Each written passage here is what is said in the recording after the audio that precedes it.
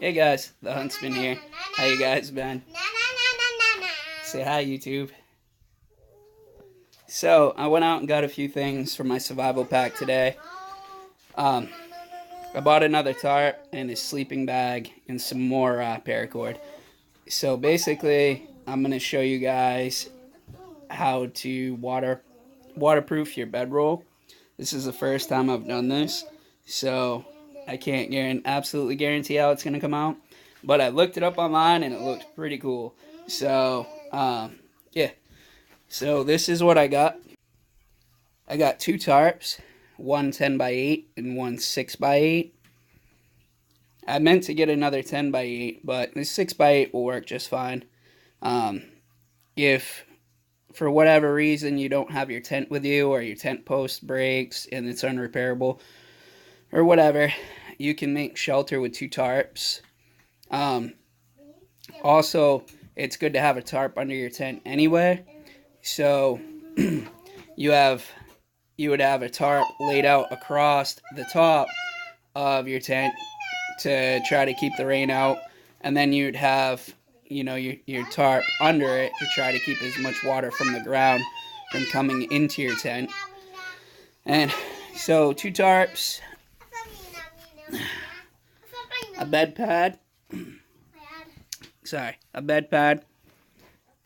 a blanket, a sleeping bag, and what I've yet to add is my tent. It's packed away right now. I will be adding that and then rolling it into this. So you guys are going to have to work with me here. So I folded the first half. What you want to do is you want to fold the tarp over all your bed stuff and whatever else you have in there. You're supposed to have a pillow, and you can add your tent so it's not hanging off the side of your pack if your tent's small enough. I have a small one-man tent. It's like 6 feet wide. So all packed up in the package, it's literally like maybe 2 feet long. So that would fit, perfectly inside that bedroll. And then you want to flip the other side. So we'll do that real quick.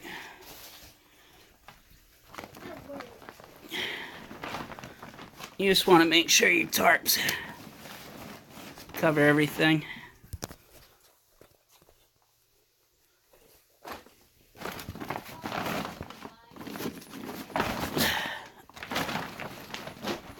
Oh, snagged on some rope.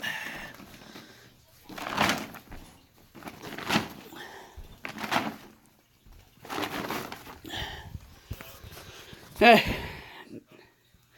Now, here comes the next tricky part, is rolling it all up. So it's probably going to be pretty round, but we're going to use, not that paracord, that's 100 feet. We're going to use this 50 feet of paracord right here to tie it all up, and I'll show you guys how to do that after. So I'm going to pause this and get this rolled up. There it is, all rolled up. And then it's going to lose even more size when you tie it, when you wrap rope around it and snug it down.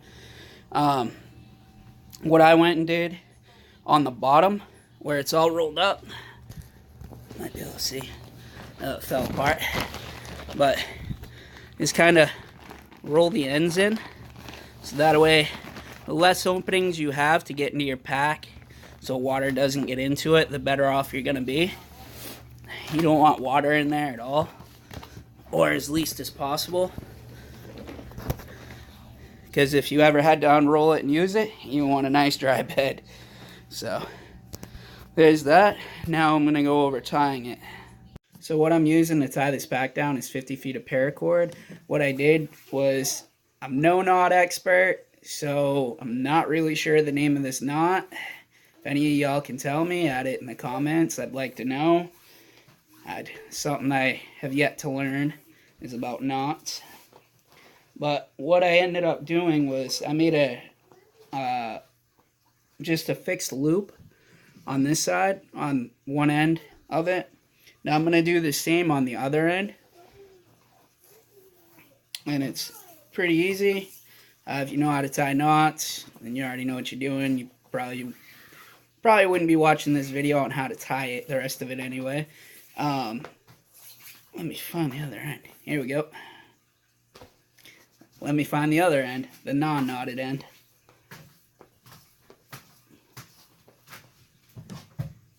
There it is. Alright guys, so what you're going to do is you're going to make a loop. You're going to pinch the loop off.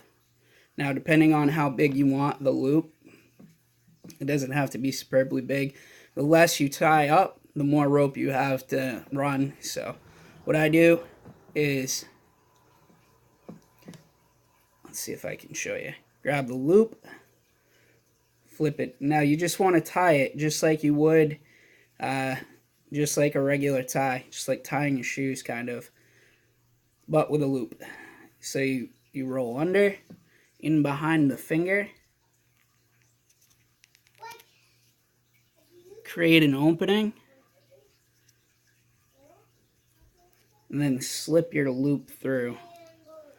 And I want to say this was called a square knot. When I looked up square knots, it looked absolutely nothing like this. The closest thing I could find to what this knot looked like was a bow tie and a bite, I think. Or maybe it was a double bow tie, possibly. Don't quote me on that, though. So it doesn't have to be very big, just enough to get your other knot through. I looped both ends, so that way I could tie it off any way I needed to. And now I'm going to go over that with you guys, hopefully, if I can get some footage of that. If not, I'll show you the end result. And kind of walk you through it the best that I can. So, alright, I'm going to give it a shot, and then I'll show you guys. Alright, so my wrap job here is done. Basically what I did is I made 2 loops with each end. I just pulled the rope a little ways through each loop, and then slipped them onto the pack and snugged them tight, and then wrapped up the excess rope. And when I got to the end, you're going to have a loop. I just tied off another square knot, what I think is a square knot. It's a little loose, probably have to redo it to keep it a little snugger, but you don't want to tie it too tight because you don't want to rip your tarp. So one thing that I noticed is I should probably get closer to the edge, so I may end up redoing this, or I may not, because I'm going to have to unfold it all anyway when I put my tent in there. I'm going to have to undo all this. But that's what it should look like. Now I'm going to show you guys how to fasten it to the bottom of a pack. Basically what I did is I went out and got 2 just 6-foot straps. They come in handy too because you can strap your bedding to the bottom of your pack. And then if you ever needed to, you can unlace them and use them to buckle off for a tarp. If you needed to fasten a tarp down or whatever. So I'm going to show you guys that real quick. Alright, so putting these straps in the bottom of the pack is pretty self-explanatory. They love to make it so they don't like to fit, because they want you to buy extra stuff. But I'll show you guys a little trick here. I can take this end off. Alright, I'm going to pause this for a second. So you want to take those ends right off. Now, all you have is strap. And you take your strap, and you fasten it right up through both belt loops. Pack loops.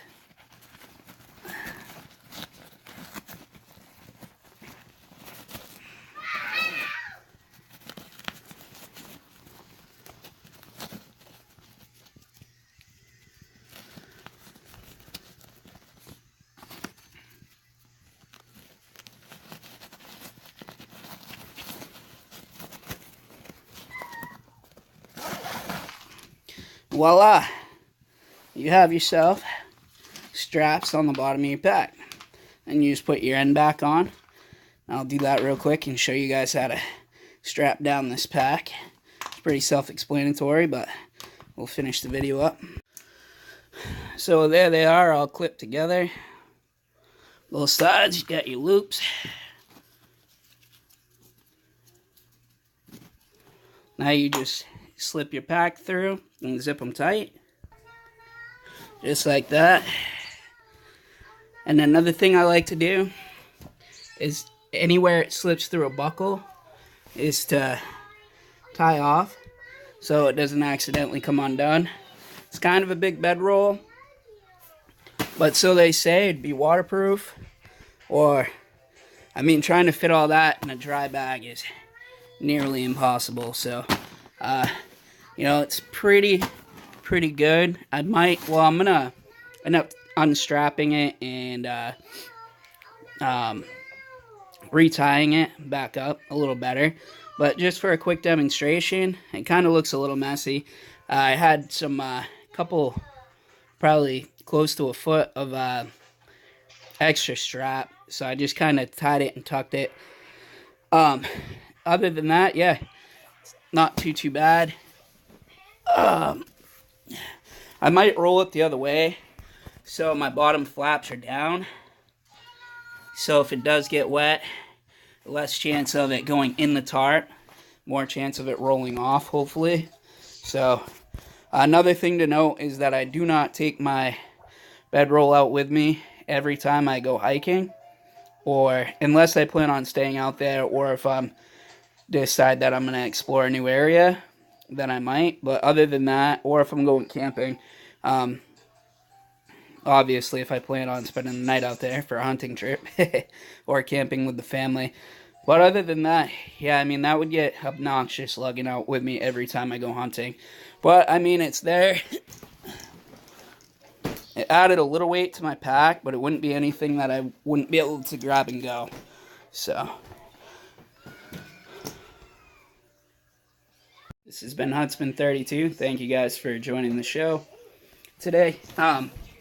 One quick note is that when you're strapping down tarps like this, you do kind of got to be careful.